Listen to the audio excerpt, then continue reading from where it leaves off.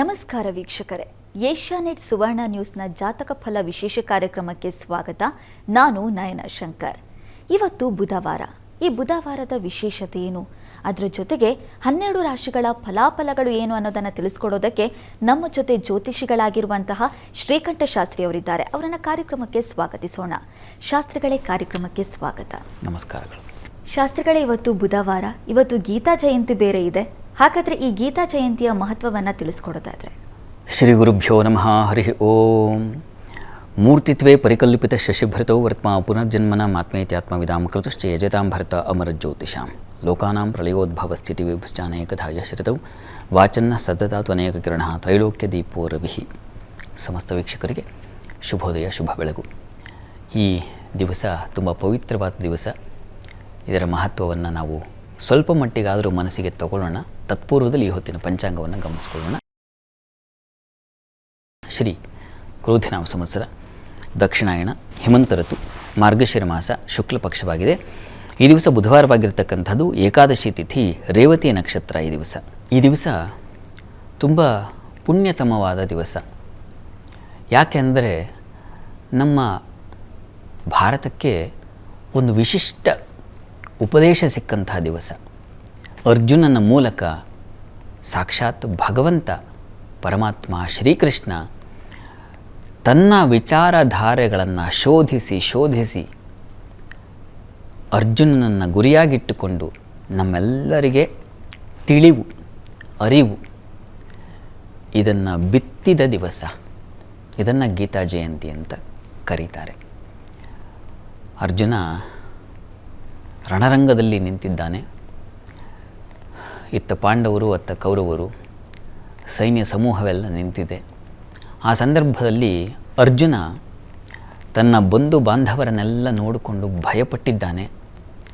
ಭಯಕ್ಕಿಂತ ಮಿಗಿಲಾಗಿ ತನ್ನವರನ್ನು ನಾನು ಕೊಲ್ತಾ ಇದ್ದೀನಿಲ್ಲ ಅಂತಕ್ಕಂಥ ಒಂದು ಭ್ರಾಂತಿಯೂ, ಆ ಭ್ರಾಂತಿ, ಭಯ ಅದು ತುಂಬಿಕೊಂಡ್ಬಿಟ್ಟಿದೆ. ಅದು ಅಜ್ಞಾನವಾಗಿ. ಹೀಗಾಗಿ ಅಂಥ ಕಲ್ಮಶವನ್ನು, ಅಂಥ ಅಜ್ಞಾನವನ್ನು, ಅಂಥ ಕೊಳೆಯನ್ನು ಕೃಷ್ಣ ತನ್ನ ಅರಿವು, ಉಪದೇಶ ಅಂತಕ್ಕಂಥ ಒಂದು ಸಲಾಕೆಯಿಂದ ತೆಗಿತಾನೆ. ಅದು ಗೀತೆಯಾಗಿ, ಗೀತೋಪದೇಶವಾಗಿ, ಭಗವದ್ಗೀತೆಯಾಗಿ ಈ ದಿವಸ ನಮಗೆ ದಕ್ಕಿದೆ. ಅದು ಉಪನಿಷತ್ ಸಾರ.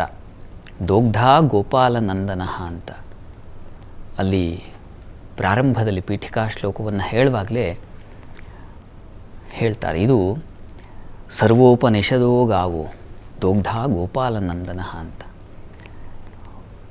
ಯಾವುದು ಉಪನಿಷತ್ ಅಂತಕ್ಕಂಥ ಗೋವುಗಳಿದ್ದಾವೋ ಅಂಥ ಉಪನಿಷತ್ ಗೋವಿನಿಂದ ಸ್ವೀಕರಿಸಿದಂಥ ಅಮೃತ ಸಮವಾದ ಹಾಲು, ಅದು ಅರಿವಿನ ಹಾಲು.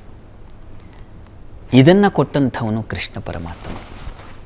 ಭಗವದ್ಗೀತೆಯಲ್ಲಿ ಏನಿಲ್ಲ ಎಲ್ಲವನ್ನು ಅಡಕ ಮಾಡಿಬಿಟ್ಟಿದ್ದಾನೆ. ಮನುಷ್ಯನಿಗೆ ಯಾವ ಸಂದರ್ಭದಲ್ಲಿ ಯಾವ ತೆರನಾದ ಕಷ್ಟ, ಕ್ಲಿಷ್ಟ, ದುಃಖ, ದುಮ್ಮಾನ, ವ್ಯಥೆ, ನೋವು, ಭಯ ಇವೆಲ್ಲ ಸಹಜ ಮನುಷ್ಯನಿಗೆ. ಇದು ಯಾವಾಗ ಯಾವ ಸಂದರ್ಭದಲ್ಲಿ ಬರುತ್ತೆ ಆ ಸಂದರ್ಭದಲ್ಲಿ ತಗೋ ಇಲ್ಲಿದೆ ಉತ್ತರ, ಇಲ್ಲಿದೆ ನೋಡೋದಕ್ಕೆ ಉತ್ತರ. ಹೀಗೆ ಎಲ್ಲ ಹಂತದವರೆಗೂ ಕೂಡ ಉತ್ತರ ಕೊಟ್ಬಿಟ್ಟಿದ್ದಾನೆ ಪರಮಾತ್ಮ. ಈ ಉತ್ತರವನ್ನು ತಗೋಬೇಕಾಗಿದ್ದರೆ ಸ್ವಲ್ಪ ನಾವು ಕಸರತ್ತನ್ನು ಮಾಡಬೇಕು. ನಾವು ನಮ್ಮ ಮನಸ್ಸಿನಲ್ಲಿ ಒಂದು ವಿಶಿಷ್ಟವಾದದ್ದನ್ನು ತಗೋಬೇಕಾಗಿದ್ದರೆ ಮೊದಲು ಮನಸ್ಸಿನಲ್ಲಿ ಒಂದು ಸ್ವಲ್ಪ ಜಾಗ ಮಾಡ್ಕೋಬೇಕು. ನಾವು ಜಾಗವೇ ಇಲ್ಲದೆ ನಾವು ಸುಮ್ಮನೆ ತುಂಬಿಕೊಳ್ತಾ ಇದ್ದರೆ ಏನೋ. ಎಷ್ಟೋ ಜನ ಪಾಪ ಗೀತಾ ಜಯಂತಿ ಸಲುವಾಗಿ ಗೀತೆಯನ್ನು ನಾನು ಇಷ್ಟು ಬಾರಿ ಪಾರಾಯಣ ಮಾಡ್ತೀನಿ, ಇಷ್ಟು ದಿವಸ ನಾನು ಓದ್ಕೊಂಡು ಬಂದಿದ್ದೀನಿ, ಪ್ರತಿ ದಿವಸ ಇಷ್ಟು ಅಧ್ಯಾಯ ಮುಗಿಸ್ತೀನಿ, ಪ್ರತಿ ದಿವಸ ಇದನ್ನು, ಒಳ್ಳೆಯದು, ಅದು ತಪ್ಪಲ್ಲ. ಆದರೆ ನಾವು ಸುಮ್ಮನೆ ಹೊರೆಯಾಗಿ ಓದ್ತಾ ಇದ್ದೀವ ಅನ್ನೋದನ್ನು ಮೊದಲು ನೋಡ್ಕೊಳ್ಳಿ. ಕೃಷ್ಣ ಪರಮಾತ್ಮ ಹೇಳಿದಂತಹ ಶ್ಲೋಕಗಳನ್ನು ನಾವು ಪ್ರತಿ ದಿವಸ ಸ್ಮರಣೆ ಮಾಡೋದು ಸಂತೋಷ ಮಾಡಬೇಕು. ಭಗವದ್ಗೀತಾ ಏನು ಶ್ರವಣ ಮನನ ಇದು ಕೇಳಿಸ್ಕೊಳ್ಳೋದು, ಈ ಹೇಳ್ಕೊಳ್ಳೋದು ಬಹಳ ಒಳ್ಳೆಯದು. ಆದರೆ ಎಷ್ಟರ ಮಟ್ಟಿಗೆ ಅದನ್ನು ನೀವು ಮನಸ್ಸಿಗೆ ತಗೊಂಡಿದ್ದೀರಾ ಅದು ಬಹಳ ಬಹಳ ಮುಖ್ಯವಾಗುತ್ತೆ. ಪರಮಾತ್ಮ ಇಲ್ಲೆಲ್ಲ ವಿಸ್ತಾರವಾಗಿ ಹೇಳಿರೋದು ಇದನ್ನೇ. ಇದು ಮನಃಶಾಸ್ತ್ರ. ಹೇಗೆ ಭಾವಿಸಿದ್ರೆ ಹಾಗೆ ಇದು ಕಾಣುತ್ತೆ ಯಾರಿಗೆ? ಆ ವ್ಯಕ್ತಿಗೆ.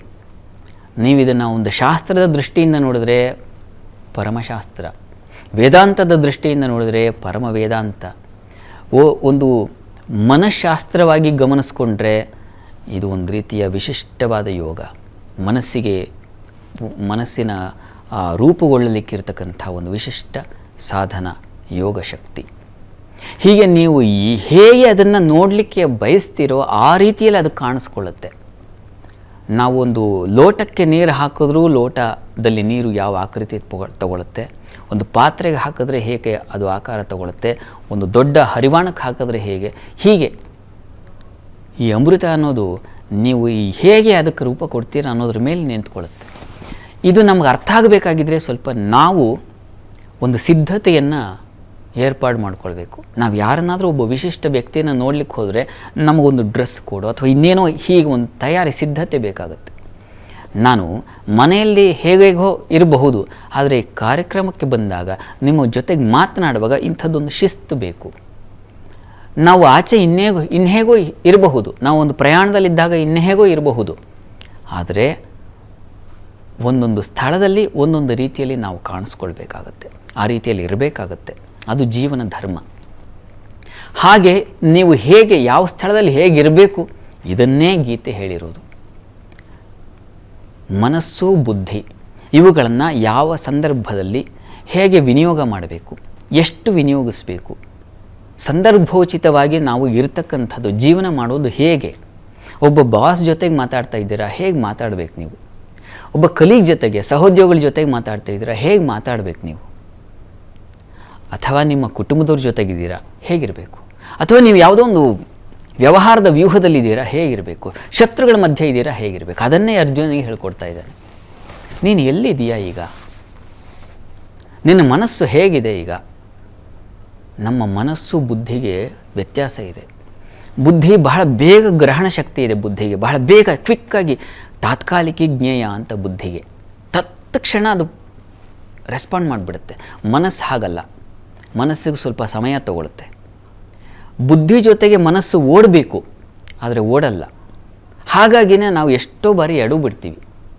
ಕೆಲಸ ಮಾಡುವಾಗ, ಇನ್ನೆಲ್ಲೋ ವರ್ತನೆ ಮಾಡುವಾಗ, ಎಲ್ಲ ಸಂದರ್ಭಗಳಲ್ಲೂ ನೀವು ಅನ್ವಯ ಮಾಡ್ಕೊಳ್ಳಿ ಅದನ್ನು. ಹೀಗಾಗಿ ಮನಸ್ಸು ಬುದ್ಧಿ ಇವುಗಳನ್ನು ಏಕವಾಗಿ ತಗೊಂಡು ಹೋಗೋದು ಹೇಗೆ, ಅದಕ್ಕೆ ಯಾವ ರೀತಿಯ ಯೋಗ ತಯಾರಿ ಬೇಕು ಇದನ್ನು ಹೇಳುತ್ತೆ. ಪ್ರಾಕ್ಟಿಕಲ್ಲು ಮತ್ತು ಥಿಯರಿ ಎರಡೂ ಇದೆ ಭಗವದ್ಗೀತೆಯಲ್ಲಿ. ಈ ಥಿಯರಿಯನ್ನು ಪ್ರಾಕ್ಟಿಕಲ್ಲಾಗಿ ಅಳವಡಿಸಬೇಕು, ಅದು ನಿಜವಾದ ಸಾಧನೆ. ಇವುಗಳ ಬಗ್ಗೆ ಬಹಳ ಚೆನ್ನಾಗಿ DVG ಅವರು ಬರೀತಾರೆ. ನಮ್ಮ ಮನಸ್ಸನ್ನು ಇವೆರಡಕ್ಕೆ ಗಂಟು ಹಾಕಿಬಿಟ್ಟಿದ್ದಾನೆ ಆ ವಿಧಿ, ಪ್ರಕೃತಿ ಅನ್ನೋದು. ಪ್ರಕೃತಿ ಅದು ಎಳಿತಾ ಇರುತ್ತೆ ನಮ್ಮನ್ನು, ಇತ್ತಾಗ ಆಕರ್ಷಣೆ ಮಾಡ್ತಾ ಇರುತ್ತೆ. ಆಪಾತ ರಮಣೀಯವಾಗಿ ಕಾಣ್ತಾ ಇರುತ್ತೆ ನಮಗೆ, ಆ ಕಡೆಗೆ ಹೋಗಿಬಿಡೋದಕ್ಕೆ. ಆದರೆ ನಿಜವಾದ ಸಾಧಕ ಅದನ್ನು ಕಷ್ಟಪಟ್ಟು ಬಿಡಿಸ್ಕೊಳ್ತಾನೆ. ಇದೆಲ್ಲ ನನ್ನ ಬದುಕು ಇನ್ನೊಂದಿದೆ, ಅದಕ್ಕೆ ಮನಸ್ಸಿನ ತಯಾರಿ, ತರಬೇತು ಅಂತಾರಲ್ಲ, ಅದು ಬಹಳ ಮುಖ್ಯವಾಗಿ ಬೇಕಾಗುತ್ತೆ. ಹೀಗಾಗಿ ಈ ತರಬೇತು ಬೇಕಾಗಿದ್ದರೆ, ಮನಸ್ಸು ನಿಗ್ರಹವಾಗಿ ಅದು ಒಂದು ಕಡೆ ಸ್ಥಿರವಾಗಿರಬೇಕು ಅಂತಂದರೆ ಅದಕ್ಕೆ ಯೋಗ ಹೇಳ್ತಾನೆ. ಯೋಗ, ಪ್ರಾಣಾಯಾಮ ಇವುಗಳ ಸಹಾಯ ತಗೊಂಡು ನಾವು ಆಯಿತು, ನಾನು ಈ ಕೆಲಸ ದೃಢವಾಗಿ ಮಾಡ್ತೀನಿ, ಮತ್ತು ನಾನು ಚಂಚಲನ ಆಗಲ್ಲ, ಅದನ್ನು ನೀವು ಹಾಕಬೇಕು. ಮನುಷ್ಯ ಪ್ರಯತ್ನ ಮಾಡಬೇಕು, ಆಗ ದೈವ ಅಭಿವ್ಯಕ್ತವಾಗುತ್ತೆ, ಪ್ರಕಟವಾಗುತ್ತೆ ನಿಮ್ಮಲ್ಲಿ. ಹೀಗಾಗಿ ನೀವು ಸಣ್ಣ ತಯಾರಿ ಮಾಡಿ, ಕೃಷ್ಣ ಮತ್ತೊಂದು ಕಡೆ ನಿಮ್ಮನ್ನು ಕರ್ಕೊಂಡು ಹೋಗ್ತಾನೆ. ನೀವು ಹೋಗಬೇಕಾದ್ದು ಎಲ್ಲಿಗೆ ಅನ್ನೋದನ್ನು ಆತನೇ ತೋರಿಸ್ತಾನೆ. ಈ ರೀತಿಯಲ್ಲಿ ನೀವು ಗೀತಾನುಸಂಧಾನ ಅನ್ನೋದು ನಾನು ಹೀಗೆ 10 ನಿಮಿಷದಲ್ಲಿ ಖಂಡಿತ ಹೇಳುವಂಥದ್ದಾಗಲ್ಲ. ಇದು ತಲೆಗೂ ಹೋಗಲ್ಲ, ಮನಸ್ಸಿಗೆ ಮೊದಲೇ ಬರಲ್ಲ. ಯಾಕೆ ಅಂದರೆ ಇದು ಮನಸ್ಸಿನ ವಿಚಾರ. ಮನಸ್ಸು ಸದಾ ಚಂಚಲ ವಸ್ತು. ಹೀಗಾಗಿ ಇದ್ರ ಬಗ್ಗೆ ಎಷ್ಟು ಬಾರಿ ಕೇಳಿದರು, ಎಷ್ಟು ಬಾರಿ ಹೇಳಿದ್ರು, ಎಷ್ಟು ಬಾರಿ ಓದಿಕೊಂಡ್ರು ಮತ್ತೆ ಮತ್ತೆ ಮತ್ತೆ ಮತ್ತೆ ಮನಸ್ಸು ಒಡೆದು ಹೋಗ್ತಾ ಇರುತ್ತೆ. ಮರಳಲ್ಲಿ ಕಟ್ಟಿದ ಭಾಂಡದ ಹಾಗೆ. ಇದಕ್ಕೆ ನಾವು ಬೇರೆ ರೀತಿಯ ಒಂದು ತಯಾರಿಯನ್ನು ಮಾಡ್ಕೋಬೇಕು. ಹೀಗಾಗಿ ಇದನ್ನು ಒಂದು ದಿವಸಕ್ಕೆ ಮುಗಿಸೋದಲ್ಲ, ಪ್ರತಿ ದಿವಸ ನೀವು ಗೀತಾನುಸಂಧಾನ ಮಾಡಬೇಕು. ಕೃಷ್ಣ ಏನು ಹೇಳಲಿಕ್ಕೆ ಹೊರಟಿದ್ದಾನೆ, ಏನನ್ನು ನಾನು ಮನಸ್ಸಿಗೆ ತಗೋಬೇಕು, ಜೀವನ ಧರ್ಮ ಯೋಗವನ್ನು ಓದಿದ್ರೆ ಸತ್ಯವಾಗಿ ಸತ್ಯವಾಗಿ ಸತ್ಯವಾಗಿ ನಿಮಗೊಂದು ಮಾರ್ಗ ಸಿಗುತ್ತೆ. ಒಂದು ಸಲ ಸಾಧ್ಯವಾದರೆ ಈ ದಿವಸ ಆ ಗೀತಾ ಜೀವನ ಧರ್ಮಯೋಗ DVG ಅವರು ಬರೆದಿರ್ತಕ್ಕಂಥದ್ದನ್ನು ಓದಿ. ನಾನು ಯಾವಾಗಲೂ ಹೇಳ್ತೀನಿ, ಅವರ ಒಂದೊಂದು ಕೃತಿಯೂ ಪುಟಬಿಟ್ಟ ಚಿನ್ನ, ಒಂದೊಂದು ಕೃತಿಯು ಜೀವನ ಧರ್ಮ ಯೋಗವೇ ಆಗ್ಬಿಡುತ್ತೆ, ನಮಗೆ ಮಹಾಯೋಗವೇ ಆಗಿಬಿಡುತ್ತೆ. ಈ ದಿವಸ ಅದನ್ನು ಓದದೇ ಇದ್ದರೆ ಕೃಷ್ಣನಿಂದ ನಾವು ತುಂಬ ದೂರ ಆಗಿಬಿಡ್ತೀವಿ, ನಮಗೆ ಒಳ್ಳೆಯ ಮಾರ್ಗವೂ ಸಿಗೋದಿಲ್ಲ. ಹೀಗಾಗಿ ಕನ್ನಡ ಬರ್ತಕ್ಕಂಥವರೆಲ್ಲರೂ ಅವಕಾಶ ಇದೆ, ಕನ್ನಡದಲ್ಲಿ ಸಿಗುತ್ತೆ ಅದು. ಹೀಗಾಗಿ ಅದನ್ನು ಓದ್ಕೊಳ್ಳಿ. ಕೃಷ್ಣ ಪರಮಾತ್ಮ ನಿಮ್ಮ ಜೀವನಕ್ಕೆ ಒಂದು ಭವ್ಯವಾದ ಮಾರ್ಗವನ್ನು ತೋರಿಸ್ತಾನೆ, ಅದರಲ್ಲಿ ಯಾವುದೇ ಸಂಶಯ ಬೇಡ. ಒಳ್ಳೆಯದಾಗಲಿ. ಖಂಡಿತವಾಗ್ಲೂ ಶಾಸ್ತ್ರಿಗಳೇ, ನಾವು ಕೇವಲ ಗೀತೋಪದೇಶ ಆಗಿರ್ಬೋದು ಅಥವಾ ಇನ್ಯಾವುದೇ ಪುಸ್ತಕ ಆಗಿರ್ಬೋದು ಕೇವಲ ಓದಿದ್ರೆ ಸಾಕಾಗೋದಿಲ್ಲ. ಅದನ್ನು ಶ್ರದ್ಧೆ ಭಕ್ತಿಯಿಂದ ಓದಿದ್ರೆ ಮಾತ್ರ ಅದರ ಫಲ ನಮಗೆ ಸಿಗುತ್ತೆ, ಅದು ಎಲ್ಲ ವಿಚಾರಕ್ಕೂ ಅನ್ವಯವಾಗುತ್ತೆ ಅನ್ನೋದನ್ನು ಬಹಳ ಸೊಗಸಾಗಿ ತಿಳಿಸ್ಕೊಟ್ರಿ.